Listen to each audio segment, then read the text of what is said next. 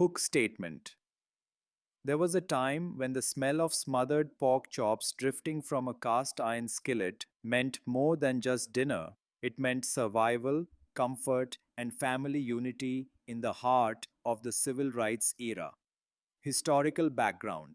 Context: smothered pork chops, cooked low and slow in rich onion gravy, became a staple in African American kitchens during the 1950s and 60s. Meat was expensive, and pork chops, often purchased thin and tough, were stretched into a full meal by simmering them until tender, then ladling the savory onion gravy over rice or mashed potatoes. This dish often appeared after Sunday service, where families returned home from long hours of church, marches, or meetings, gathering around the table to share food that felt like a reward after hardship. Why it mattered. Was popular for many black families of the era, smothered pork chops were more than food. They were a declaration that no matter how tough the outside world became, home would always be a place of dignity and abundance. In neighborhoods where segregation limited access to restaurants, this dish gave a taste of richness and care, even when money was scarce. The gravy made sure not a single bite went to waste, poured over bread, rice, or cornbread to fill hungry bellies.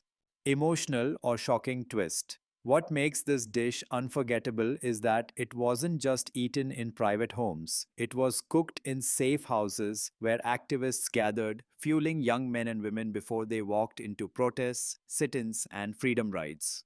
A simple pan of pork chops carried the weight of strength and courage, offering a moment of comfort before facing an uncertain tomorrow. Smooth transition. And just like smothered pork chops brought warmth and security, another dish became a symbol of resilience, one that carried the bitter and the sweet in every bite: collard greens with ham hocks. Hook statement. If smothered pork chops filled the air with comfort, then collard greens simmering with smoky ham hocks carried the soul of the South. Bitterness softened by patience, hardship transformed into nourishment. Historical background.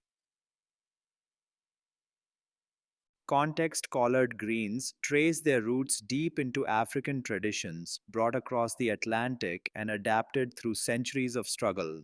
By the civil rights era, they were a kitchen constant in African American households, often grown in backyard gardens or borrowed from neighbors' plots. Long dark leaves boiled down slowly with ham hocks, a cut of pork most white families discarded, created a dish that stretched to feed many mouths.